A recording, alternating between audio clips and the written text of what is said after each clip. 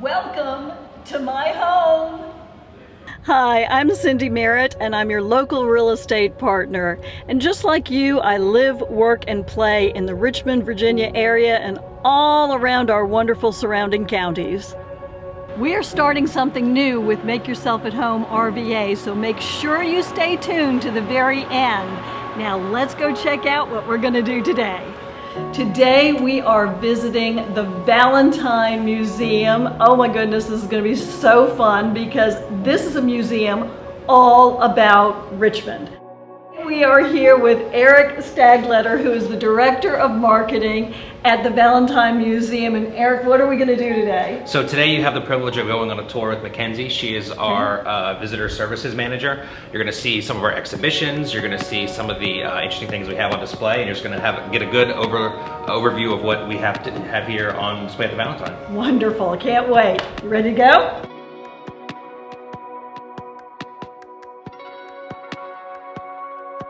Hey, Mackenzie, give me a little bit about the history of the Valentine Museum. I mean, Richmond has been here since the 1700s. So how did the museum start, and what do we have here? Well, the museum was originally founded by man Valentine II. He was a Richmonder, a businessman, who was really interested in arts and culture and history. He traveled to Europe and seen the museums they had there.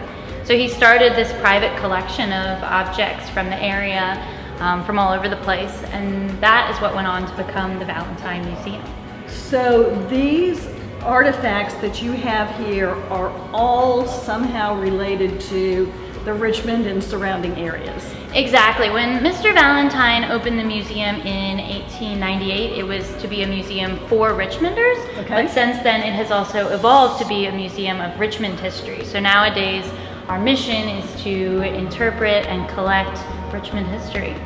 Wonderful. Okay, so if someone out there who's watching has an artifact or a piece of Richmond history that they would like to donate to you, can they do that? And if so, how do they do that? Yeah, so we have an online form, as with anything else, and that lets people that are interested in donating something explain what the thing is, how they know about its history, and how it's related to Richmond. That's one of the most important criteria. Right. And that gets them in contact with our collections department, who's able to walk through all of that with them. So. And what is that? So right here we have a variety of oversized objects related to those questions. Okay.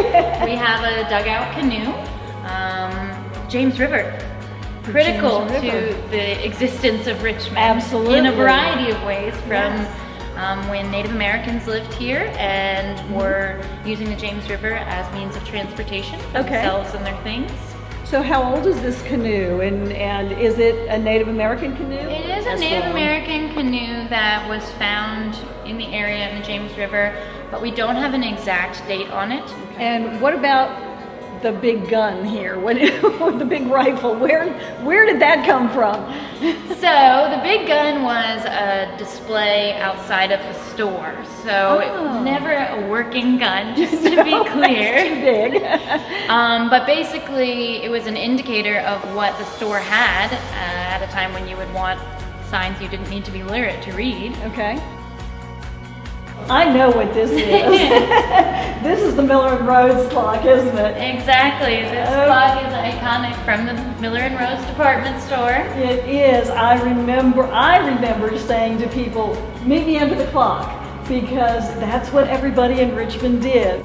Okay, so one of the main reasons people settled here in the Richmond area was because of our wonderful James River. And tell me about why the fall line. So the fall line is a geographical feature of the river. As many of you know, in the area we have rapids and rocks, and what that means for socially, politically, why a city would form here is that larger boats carrying all the stuff you would need can't get farther up the river. So at that point in the river is where many cities were formed, and on the James River that would be Richmond at the fall line. So Monumental is one of our temporary exhibitions that we put together as a result of all of the chaos and conversation that's been going on related to monuments both here and in Charlottesville as well.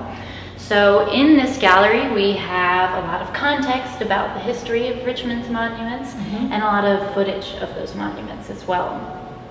So this is somewhat a controversial area as well, but it's also a place for discovery and for people to appreciate and discuss the various monuments that we have all through our city and along Monument Avenue and that sort of thing. Is that right? Yes, it's definitely a controversial topic, but the Valentine is not trying to take a stance on that topic. We're trying to document the monuments that exist and allow people that have differing viewpoints on the monuments to be in the same space. So in this gallery, we've included an interactive aspect that is just writing down parts of people's opinions on Post-it notes and sticking them up on the wall so we can see where other Richmonders are at with this topic. Okay, that's good.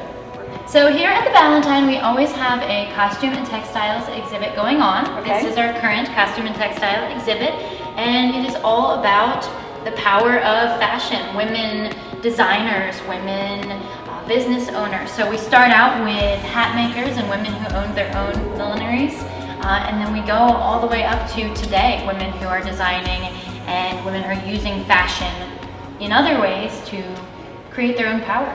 Dresses in this exhibit run from 1875 custom-made wedding dresses through to the inauguration gown of the First Lady of Virginia. Okay. Way back to just now. Just current. Okay, and you were telling me about the Bermuda bags. Tell me about the Bermuda bags. Exactly. The Bermuda bags turned into a preppy craze across the country with all different iterations, but they started right here in Richmond. Designer Dee Heyer originally came up with them, so they made it into the exhibit. And she lives here. Exactly. That is very cool. So we're outside the Valentine Museum, and there is some amazing architecture. Tell me what we've got right here. Yes, so when you walk up to the Valentine, you'll see 3 different buildings that are all Valentine on the inside. So all the way at the end on the 11th Street corner is the Wickham House, which is an example of federal architecture built in 1812. And then later in the 1800s, these row-style apartments were constructed, and inside those have all been renovated in the past couple of years to be the Valentine Galleries. And then the 3rd building right behind us was originally built in 1840 as a home, and then before it got torn down, instead they moved it to this location and turned it into our entrance. Wonderful. So we've got all 3 of these buildings are all part of the Valentine. Exactly. It's a lot bigger than you think it is. Okay, so one of my favorite things about the Valentine Museum, when you come in off of East Clay Street, it looks like you're coming into a historic home for Richmond. But then it's like the TARDIS. It just gets bigger and bigger and bigger. And what's outside? This is so cool. I love this. Signs of the Times. So this is one of our larger scale exhibits, a permanent display of different neon signs from businesses around Richmond that have either closed or changed names, whatever the case may be.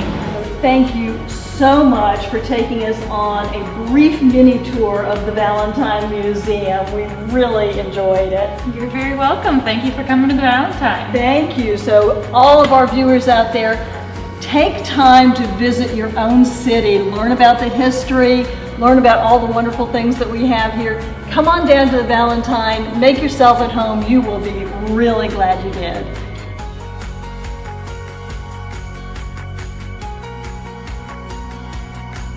Cindy Merritt is nationally recognized as a leader in the U.S. real estate market.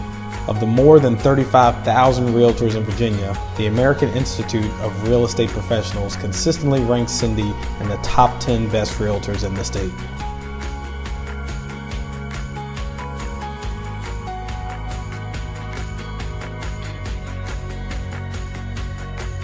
Make Yourself at Home is sponsored in part by Paul Adams, branch manager and nationally recognized senior loan officer with Prime Lending, a Plains Capital company. With over 400 mortgage options available, Paul Adams and his team work hard to uncover the key to each client's mortgage success.